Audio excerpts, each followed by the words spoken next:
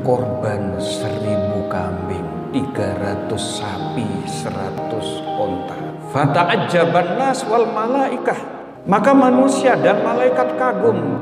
Begitu dermawannya Nabiullah Ibrahim. Apa kata Nabiullah Ibrahim setelah mendengar kanan kiri memuji, kagum? Apa kata Nabiullah Ibrahim? Apa yang saya korbankan itu tidak seberapa. Wallahi law kana li ibnun la adbahannahu fi sabilillah wa ataqarrabu ilaih.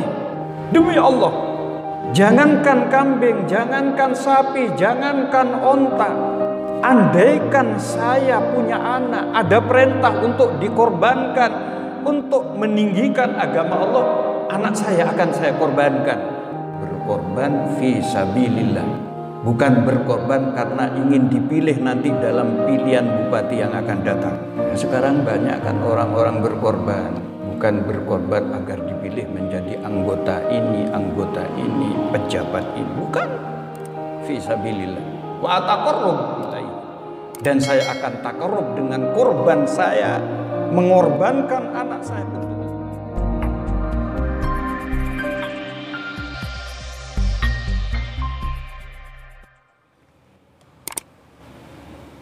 Assalamualaikum warahmatullahi wabarakatuh. Hamdan wa syukran wa tamjidan lillah. Salatan wa salaman daimaini mutalazimaini ala rasulillah wa ala alihi wa ashabihi wa man ittaba'a hudah.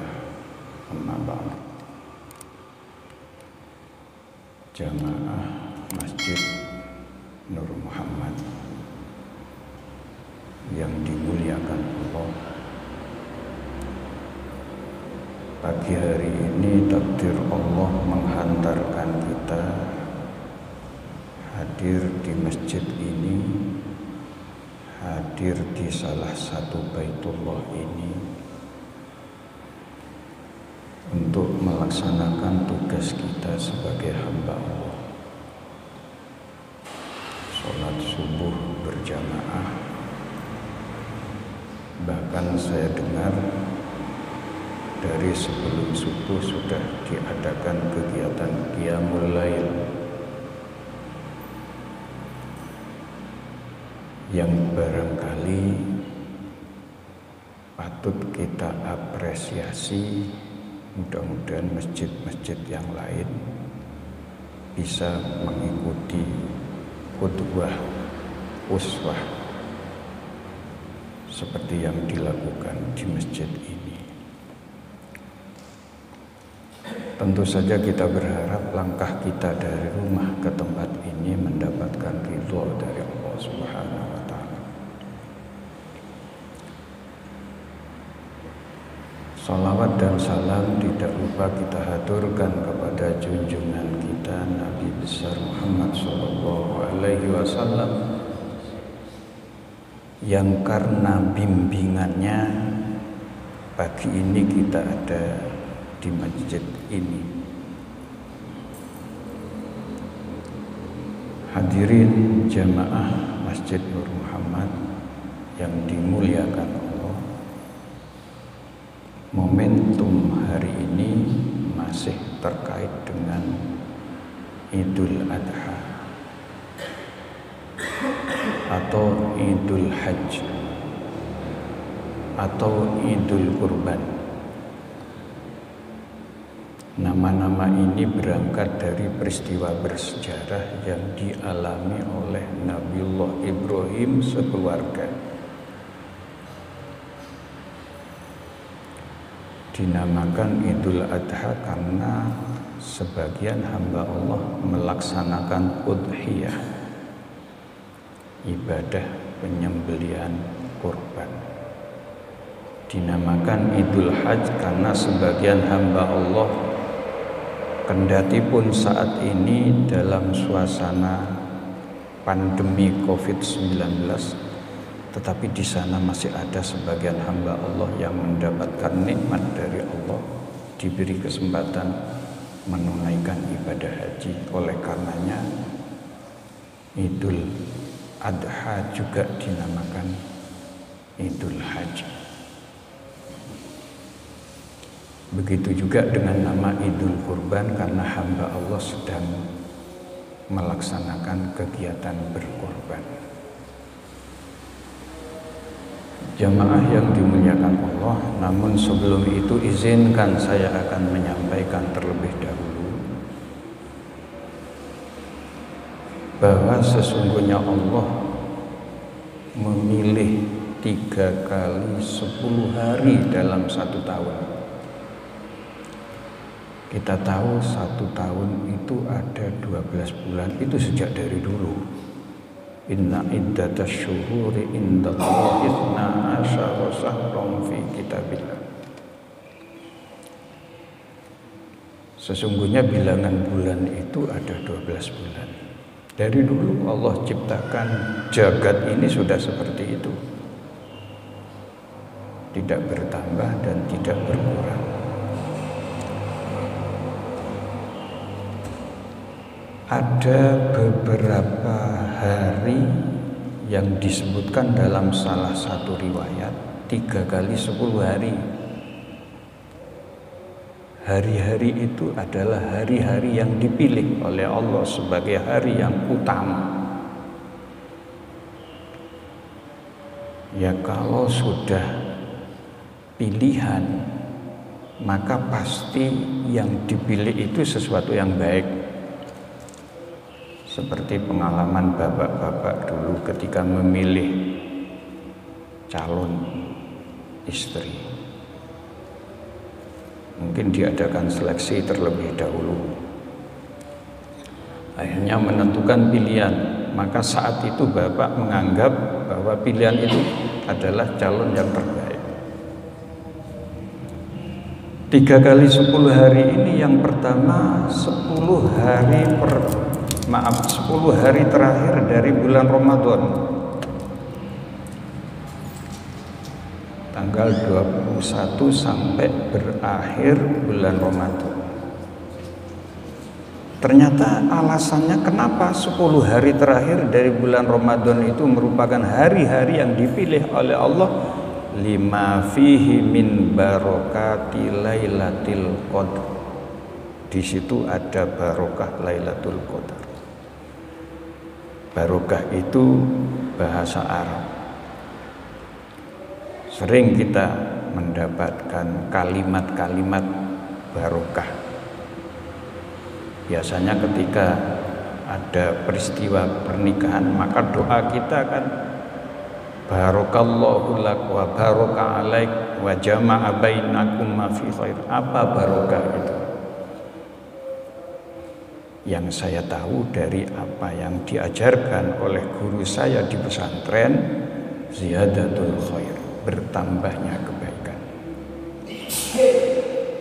10 terakhir dari bulan Ramadan, di situ ada barokah terbesar. Apa itu? Lailatul Qadar. Sehingga bukan cuma malam itu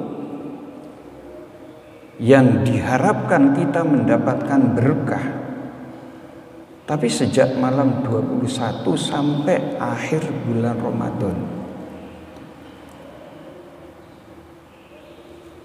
Logikanya begini,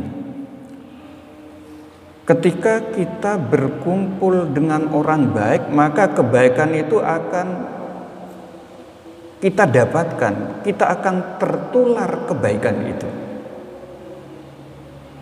Maka ketika ada 1 hari 1 malam baik, maka hari-hari yang mengiringi hari itu akan mendapatkan kebaikan pula. Makanya kita diperintahkan untuk mencari taharru lailatul qadar fil ashril awakhir min Ramadan. Cari malam qadar di malam 10 malam terakhir di bulan Ramadan. Nah, terkait dengan bulan ini termasuk juga hari-hari yang dipilih oleh Allah. 10 hari pertama dari bulan haji. Mengapa? Di situ ada barokah juga.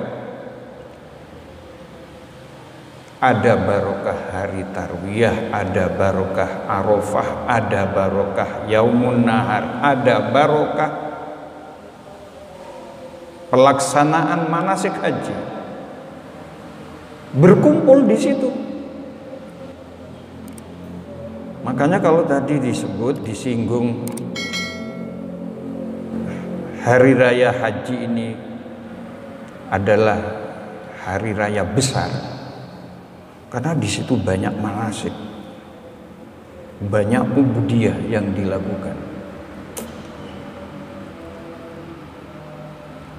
Maka pantas kemudian kalau Nabi menyampaikan kepada kita untuk kita amalkan, ma min ayyamin al amalus sholih fiha ahabbu ilallah min hadhil ayyam.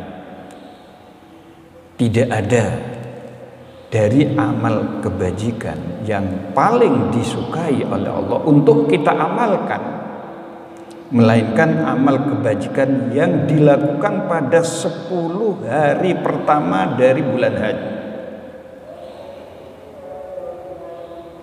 Makanya sebagian hamba Allah, karena hadisnya hadis umum amal soleh, itu apa? Sedekah amal soleh, qiyamul lail amal soleh, bahkan puasa pun juga amal soleh.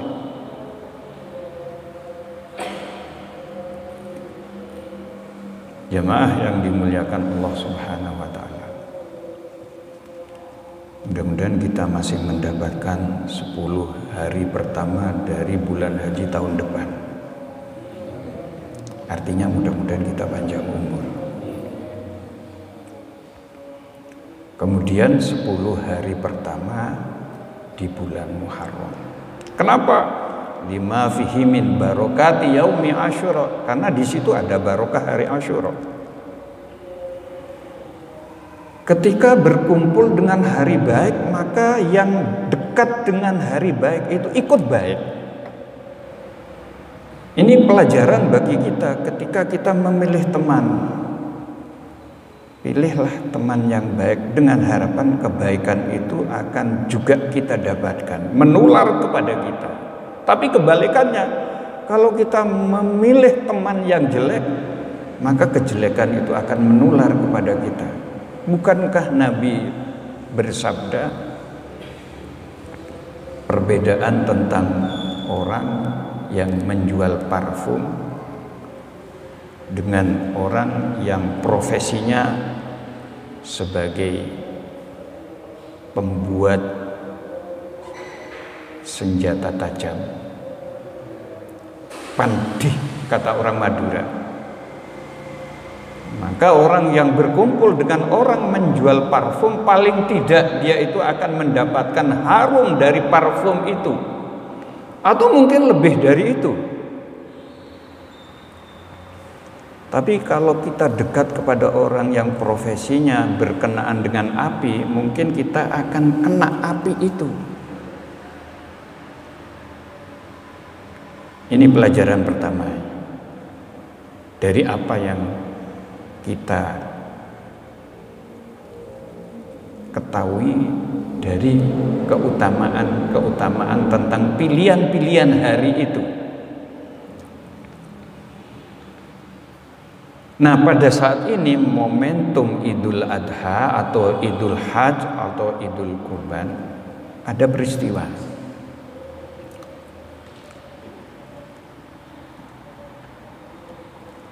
Diceritakan, saya tidak akan menilai hadis ini hadis sahih hasan atau apa, tapi cerita ini manis untuk kita hayati.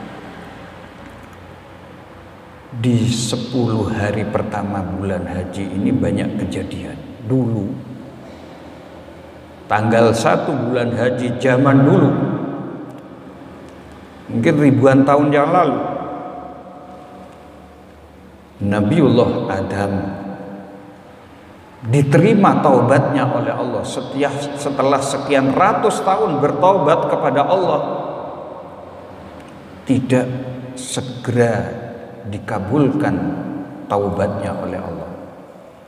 Dan ternyata dikabulkan persis tanggal 1 bulan haji. Padahal dosanya cuma satu, sekian ratus tahun minta ampun kepada Allah. Dosanya cuma satu, Nabi Adam. Allah mengabadikan peristiwa ini di dalam firman-Nya, "Uskun anta wa zaujukal jannata fakula minha ragadan haitsu syi'tuma wa la taqrabu hadhihi syajarata fatakuna minadh dhalimin." Adam, Hawa, tinggallah kamu di sorga. Makan apa yang kamu sukai, sesukamu. Cuma saya titip satu, jangan dekati pohon ini. Ulama tafsir menyebutkan pohon yang dimaksud adalah pohon khuldi. Tapi dasar setan sudah bersumpah mau menggoda hamba Allah, tidak terkecuali juga Nabiullah Adam. Akhirnya Nabi Adam, Siti Hawa tergoda. Dan ini syariat sebenarnya. Sebenarnya juga kehendak Allah. Ya gara-gara ini kita ketemu di masjid ini. Kita berharap nanti kita kembali ke tempat asal kita. Di mana? Di sorga. Jadi sebenarnya tempat asal kita sorga. Gara-gara iblislah kemudian Nabiullah Adam dengan Siti Hawa diturunkan oleh Allah karena melanggar larangan Allah. Itu saja dosa Nabi Adam. Sekian ratus tahun minta ampunan, tidak segera diampuni oleh Allah. Aja turun dari sorga ke bumi, tapi terpisah. Antara Nabi Adam dengan Siti Hawa saling mencari selama sekian ratus tahun. Qadarullah akhirnya dipertemukan oleh Allah Nabiullah Adam dengan Siti Hawa di Jabal Rahmah di Arafah. Kadang-kadang kita lihat sebagian dari hamba Allah yang berkesempatan menunaikan ibadah haji di sana suka nulis-nulis di batu-batu yang ada di Jabal Rahmah, ditulis Ahmad plus Fatimah, Muhammad plus Soleh. Dia berharap agar rumah tangganya kekal sebagaimana Nabiullah Adam dipertemukan kembali oleh Allah dengan Siti Hawa di tempat ini. Sekian ratus tahun itu berpisah, saling mencari. Saya tidak tahu kalau jamaah Masjid Nur Muhammad terpisah dengan istri, tak usah 200 tahun, 1 tahun saja, kira-kira masih saling mencari atau bagaimana? Ada yang menjawab, nyari lain. Mudah-mudahan ibu di sana tidak mendengar ya. Makanya doa setelah akad nikah biasanya Allahumma alif bainal arusyain kama allafta baina Adam wa Hawa. Ya Allah, tautkan hati mempelai berdua sebagaimana engkau mentautkan hati Nabiullah Adam dengan Siti Hawa. Sekian ratus tahun berpisah, salang genti sare. Nah, itu peristiwa tanggal 1 bulan haji dulu. Tanggal 2 bulan haji diceritakan Nabiullah Yunus diterima doanya oleh Allah. Nabiullah Yunus qadarullah esalbab cukup dimakan ikan. Sekian tahun berdoa di dalam perut ikan. La ilaha illa anta subhanaka inni kuntu minadh dhalimin. Tanggal 2 bulan haji qadarullah doa itu diterima oleh Allah, dikabulkan oleh Allah, akhirnya dikeluarkan dari perut ikan. Tanggal 3 doa Nabiullah Zakaria dikabulkan oleh Allah. Tanggal 4 Nabiullah Isa lahir. Tanggal 5 Nabiullah Musa lahir. Dari sekian sejarah yang tidak bisa kita lupakan adalah peristiwa satu keluarga, yakni keluarga Nabiullah Ibrahim. Dulu Nabiullah Ibrahim ini pernah menggegerkan umat. Bayangkan, berkorban 1000 kambing, 300 sapi, 100 onta. Fata'ajjaban nas wal malaikah, maka manusia dan malaikat kagum begitu dermawannya Nabiullah Ibrahim.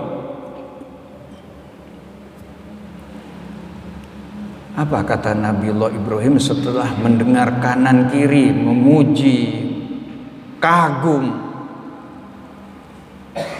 Apa kata Nabiullah Ibrahim? Apa yang saya korbankan itu tidak seberapa bagi saya. Wallahi law kana li ibnun la adbahannahu fi sabilillah wa ataqarrabu ilaihi. Demi Allah, jangankan kambing, jangankan sapi, jangankan onta, andaikan saya punya anak, ada perintah untuk dikorbankan, untuk meninggikan agama Allah, anak saya akan saya korbankan. Berkorban fi sabilillah, bukan berkorban karena ingin dipilih nanti dalam pilihan bupati yang akan datang. Nah, sekarang banyak kan orang-orang berkorban,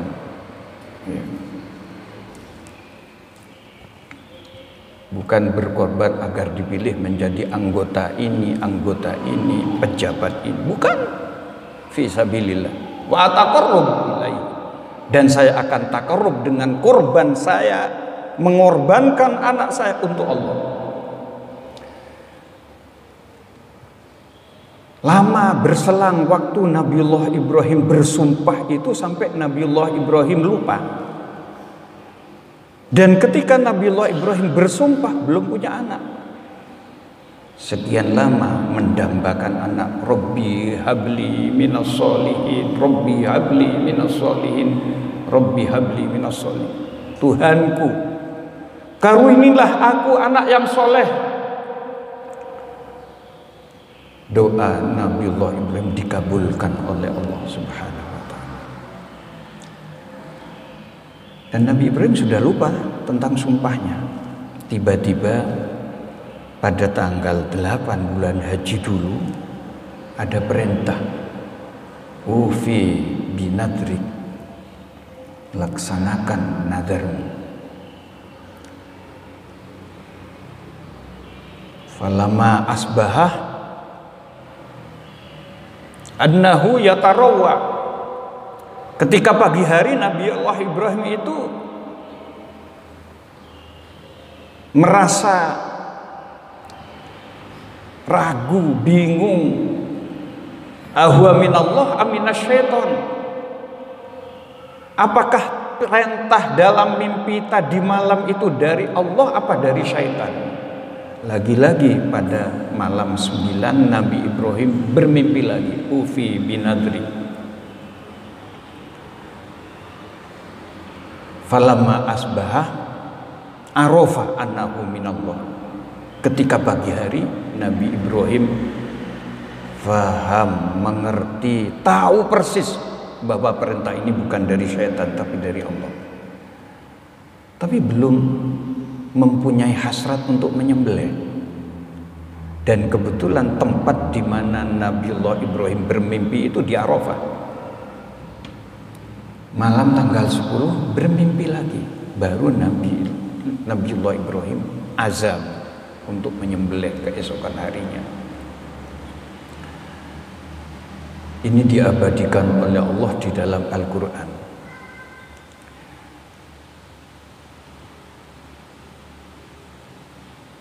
Falamma balagha ma'ahu sa'i qala ya bunayya inni ara fil manami anni adbahuk fanzur madza tara. Ketika Nabiullah Ismail sudah berusia di mana dia itu sudah bisa diajak untuk berusaha, burenak kanak. Kemudian ada perintah dari Allah dalam mimpi. Nabiullah Ibrahim diperintahkan untuk menyembelih putranya Nabiullah Ismail. Ada pelajaran yang luar biasa di sini. Kendaputipun ini perintah Allah karena objeknya itu adalah manusia dan manusia itu anaknya sendiri. Maka Nabiullah Ibrahim minta pendapat kepada anaknya. Fandur madza taro, bagaimana pendapatmu? Apa jawab Nabiullah Ismail? Qala ya abatif almatuk maru satajiduni insyaallahu minas sabirin. Aba, laksanakan apa yang diperintahkan kepada Aba. Insyaallah Aba akan mendapatkanku termasuk hamba Allah yang sabar. Wujud dari dikabulkannya doa Nabiullah Ibrahim, Rabbi habli minas solih, ternyata putra ini benar-benar soleh. Apapun yang dikehendaki oleh abahnya, silahkan abah. Termasuk kalau dirinya jadi objek dalam korban itu. Subhanallah. Pelajaran yang kita dapat apa? Nabiullah Ibrahim ternyata bapak yang demokratis. Mentang-mentang sebagai orang tua apa jangan kok tidak diminta pendapat anak. Apalagi karena anak itu menjadi sasaran, objek dari perintah itu. Sejatinya ini adalah ujian dari Allah. Seperti apa iman Nabiullah Ibrahim, seperti apa iman dari Nabiullah Ismail. Ternyata memang betul-betul nabi yang kokoh iman, siap melaksanakan segala perintah. Dan akhirnya digantilah oleh Allah ketika sudah siap disembelih, diturunkanlah domba dari sorga yang kemudian menjadi amaliyah yang diperintahkan kepada kita untuk kita amalkan, yakni amaliyah kurban. Maka ada sabda Rasulullah sallallahu alaihi wasallam, "Man wajada lahu sa'atun falam yudhi fala yaqrubanna musallana." Sekalipun menurut Imam Syafi'i dan madhab Syafi'iyah kurban adalah sunnah muakkad, menurut imam yang lain ada yang menyatakan wajib. Tapi coba kita hayati sabda Nabi. Betapa orang yang tidak mau berkorban ketika dia itu mampu diancam oleh Nabi. Fala yaqrubanna musallana, jangan dekati tempat sholatku. Padahal kita ingin dekat kepada Nabi. Kalau tempat sholat Nabi saja tidak dikehendaki oleh Nabi, didekati orang yang punya kemampuan tapi tidak mau berkorban, apa kita bisa dekat kepada Nabi? Ada sabda yang lain, man kana lahu sa'atun falam yudhi falyamut insya'a yahudiyan aw nasraniyan aw kama qala. Siapa yang mempunyai kemampuan tetapi tidak mau berkorban, silahkan meninggal dengan cara meninggal orang Yahudi atau Nasrani. Naudzubillah. Jamaah yang dimuliakan Allah Subhanahu wa taala. Dari peristiwa ini kemudian muncullah syariat ibadah kurban. Kemudian muncullah manasik haji yang diantaranya karena kejadian-kejadian di mana Nabiullah Ibrahim diperintahkan oleh Allah untuk menyembelih putranya, datanglah iblis untuk menggagalkan Nabiullah Ibrahim yang sudah siap untuk menyembelih putranya. Apa yang terjadi? Maka 3 kali iblis menggoda Nabi Ibrahim, Siti Hajar, kemudian Nabiullah Ismail. Jadilah kemudian ibadah sekarang diamalkan oleh para hujat, melempar jumroh. Itu simbol dari perlawanan terhadap setan. Maka kalau kita ingin selamat, jangan berdekat-dekatan dengan setan, jangan berteman dengan setan. Maka setan itu adalah musuh yang nyata, aduwwum mubin, yang harus kita lawan. Jamaah yang dimuliakan Allah Subhanahu wa taala.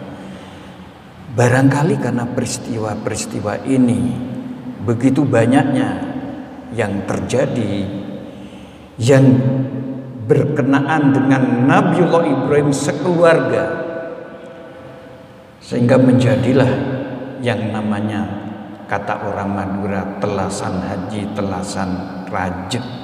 Ya karena itu ada peristiwa, banyak peristiwa di situ. Jamaah yang dimuliakan Allah Subhanahu wa taala, kita berharap mudah-mudahan qudwah, uswah dari Nabiullah Ibrahim menjadi inspirasi bagi kita untuk menjadi bapak yang baik. Mudah-mudahan qudwah dan uswah dari Siti Hajar menjadi qudwah dan uswah dan motivasi kepada ibu-ibu untuk menjadi ibu yang baik. Mudah-mudahan peristiwa ketaatan Nabiullah Ismail yang menjadi sasaran atau objek dari perintah Allah menjadi uswah dan qudwah bagi kita untuk menghadirkan anak-anak yang soleh, anak-anak yang solihah, yang taat atas perintah Allah, taat atas perintah orang tua. Barangkali ini yang bisa disampaikan, kurang lebihnya mohon maaf. Mudah-mudahan Allah selalu menuntun kita ke jalan yang benar. Ihdinas siratal mustaqim. Assalamualaikum warahmatullahi wabarakatuh.